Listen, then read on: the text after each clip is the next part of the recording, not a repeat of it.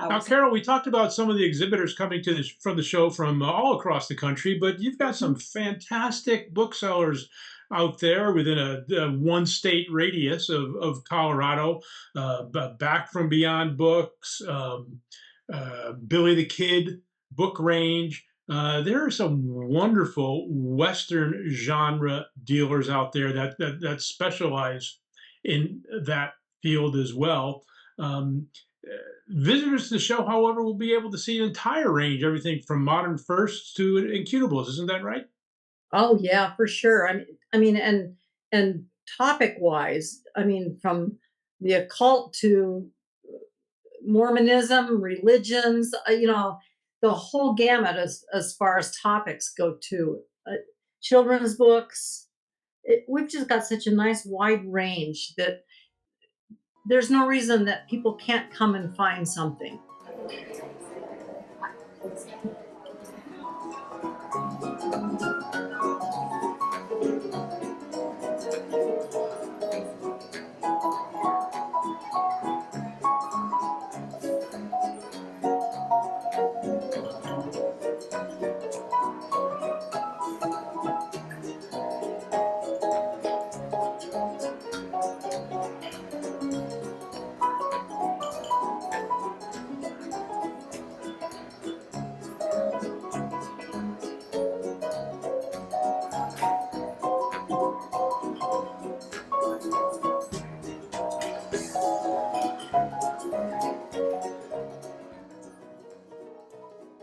Hello, everybody, and welcome to another edition of the Rare Book Cafe, the book lovers' rendezvous.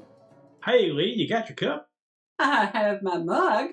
Got your mug? Yeah, I do. And we've got our special guest this week, today, or this week, We have for a this special week's show. guest with this week. Yes, we And do. we're glad to welcome back Carol Mobley of the Rocky Mountain Book Fair. Hello, Carol. Hi, We're glad nice to see to you. see you again. guys.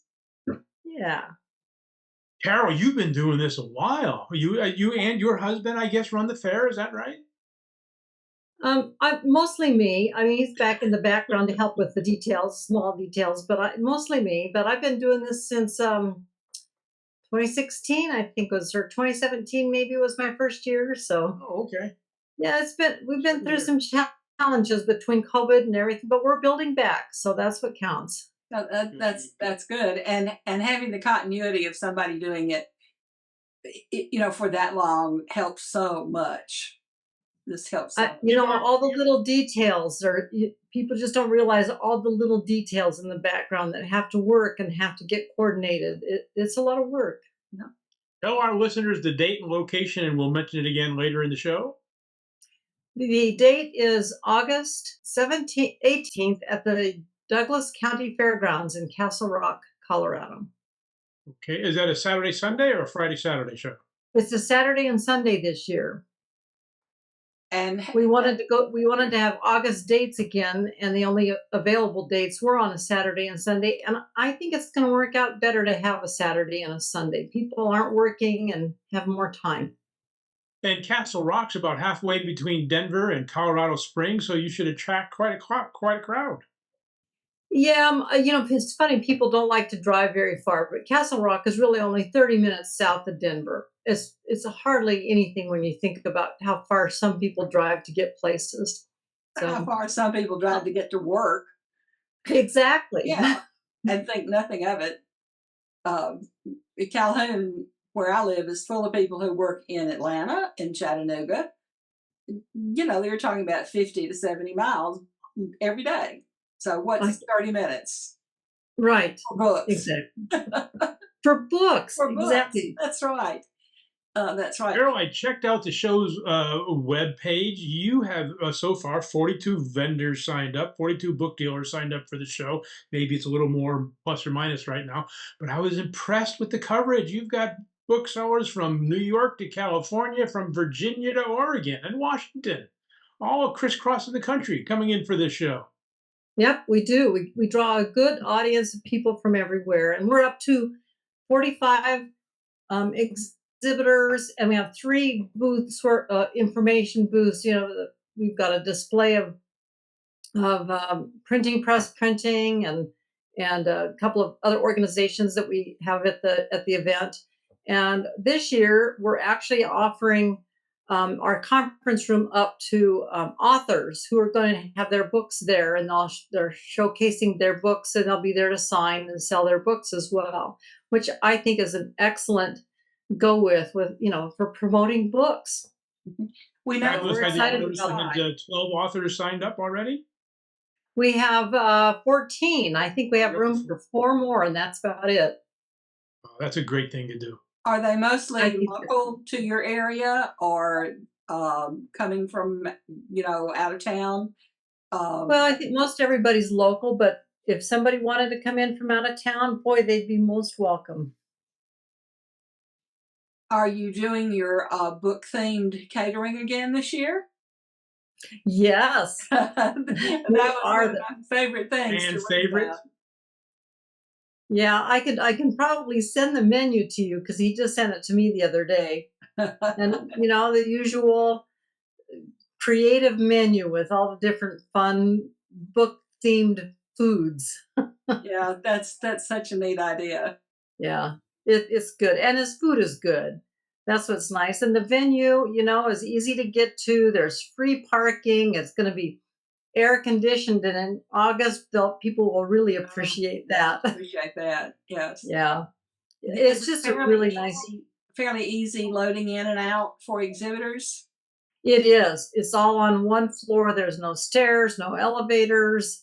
We load in through the back doors because we want to monitor dealers coming in.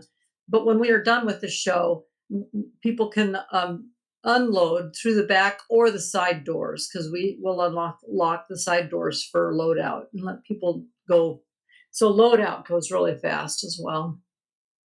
So, even It's though it's just at the county fair, it's still in an air-conditioned building at the fair. It's probably the same building where they judge the apple pies and hand out blue ribbons for quilts. I'm not sure. I've never been down to their county fair. Okay. But it's one of their newer buildings that has really nice lighting, and it's a big spacious building. I guess you'd think of a county fair as being in a big building, and this one is no exception. So And Well, you'll I've have done your fair own twice, and I've had good results, but have not done it since you've moved down to the fairgrounds. However, and you'll have your own booth, right? I will. I specialize in postcards and paper ephemera. Right. Right. And because I'm running the show, I can't do both. So I hire someone to run my booth for me. But at least I'll have a booth and a presence there, and so much fun. They're it's just incredible the history that comes with every piece of paper. There's just everything could be a research project. Right. Well, we have noticed lately in the last few years, so many book dealers are doing more and more with ephemera. I know I do, but we love your article on the kitchen appliances for the Oh, magazine. We're looking forward to having that out, fairly soon, and those were really interesting. Um, I grew up with some of those appliances. I got started collecting kitchen ephemera. To me, the refrigerator is the center of the kitchen, but it wasn't always that way. If you think back, that's what got me started with the appliances. If you Yeah, think back, the stove was the center of the kitchen at the turn of the 19th or 20th century. right. And even before that, because that's the heat was the furnace, that's where they cooked, that's where people gathered around was the stove. And the ice box was on the back porch because they needed to keep it cold to keep the ice lasting longer. But as electricity came into the kitchen, the refrigerator was invented and it was moved into the kitchen and it took over. People were so enamored with ice out of the refrigerator and cold food right there available. And then by the 1950s, when there was an overabundance of everything, the refrigerators were so embellished, just like the 1950s cars with their big chrome bumpers But you think about the refrigerators, the big chrome handles and all the bright colors. It's just been I'm just fascinated by the whole thing of kitchen design around the appliances. And so I just many stepped of away for a moment. I got my Father's Day present arrived this week. It's a book called Frostbite and How Refrigeration Changed Our Food, Our Planet, and Ourselves. Huh. Well, So it's now, made a big we difference. think if when the power goes out, we worry more about the refrigerator than we do, than anything else. And we Hmm. think, oh, we could get by without stove for who knows how long. We can't get by without that refrigerator. I've actually made an error in purchasing one time because I was in such a hurry that I thought I had to have it that day. But it's an interesting article, and I think our readers are really going to enjoy that Yeah, tip. I That's right. had I fun mean, writing you that. Uh, could if yeah, the stove goes out, you can always go out to a restaurant. But what if you've got a doggy bag to bring home? Where are you going to that's put it? right. That's Right. right. Or if you've just been to the meat market and you've got a freezer full of meat, Right. Yes. you have the neighbors over for a barbecue. Yeah. Yeah. Now, Carol, We we had talked a about blizzard. having. Oh, go ahead, Lee. We had a blizzard here in '93. It's a turning point in the history of this town. I think it was such a memorable occasion, and our power was out. Mine was only out for a couple of days, but some people's were out for 2 weeks, and we moved refrigerated things to the front porch and put them in the snow, and that worked pretty well. And we cooked over an open fire because we had a fireplace. But fortunately, we didn't have to do that for too long.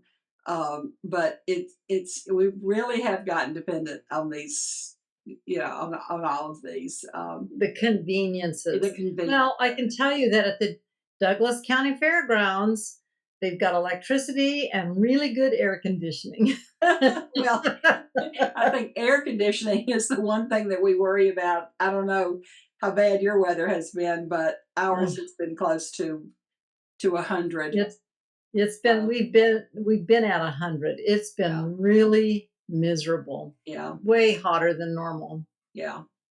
I Now, was. Carol, we talked about some of the exhibitors coming to this from the show from all across the country, but you've got some fantastic booksellers out there within a one state radius of Colorado. Back from Beyond Books, Billy the Kid, Book Range. There are some wonderful Western genre dealers out there that specialize in that field as well. Um, Visitors to the show, however, will be able to see an entire range, everything from modern firsts to incutables. Isn't that right? Oh yeah, for sure. I mean, and topic wise, I mean, from the occult to Mormonism, religions, the whole gamut as far as topics go to children's books. We've just got such a nice wide range that there's no reason that people can't come and find something. The prices are going to be inexpensive for some of the ephemera. You could probably get some stuff for $1, and you could probably get books for as much as $30,000 or $40,000 if you want.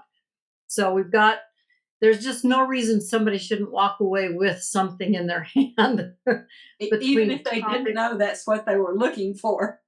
Exactly, exactly. And some Yes. people just wander in because they've seen the sign on the building, and lo and behold, they find something that they thought that they couldn't live without. So it's always fun when that happens. Well, are And there where other things going on at the fairgrounds while y'all are there that would attract people as well, or is the book fair pretty much that? If you're coming to the fairgrounds, you're coming to the book fair.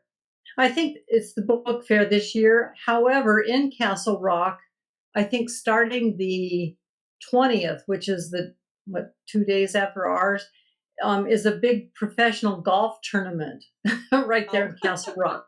So some of the professional golfers are probably going to be in town before the tournament so that they can get acclimated and be practicing out on the course as well. So pick up a few autographs, a few autographed golf balls, maybe even. books on golf or other ephemera, they might bring those with them too.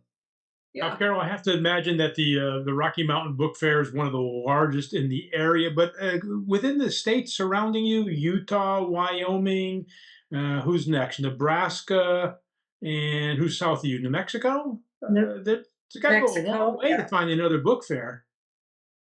Yeah, I think New Mexico has one in the spring, but I don't Albuquerque? think yeah, Albuquerque. I don't think there are any other book fairs until you get to California and Pacific Northwest. And then farther east, I'm not even sure where they start in back east. But we're it for a long ways. Another thing you have at the fair, I understand, is a demonstration of letterpress printing. We do. The Tell us a little Inglewood, bit. so the Inglewood Print Depot, it's a museum, and they bring some of their letterpress printing presses and printing blocks with them.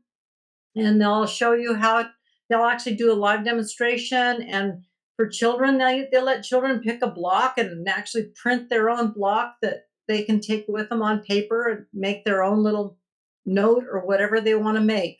It's really an interesting display, and they do a really good job of involving people and kids especially. It's a fun one. We always have them out. They do such a good job with everything, Do they have and it's so interesting. do they have the things do they have things for sale, or is it for just a demonstration? They're just demonstration. Well, we need for people to know that you are the only show in town for a pretty good sized area, For a and fur to be ways. sure to be there.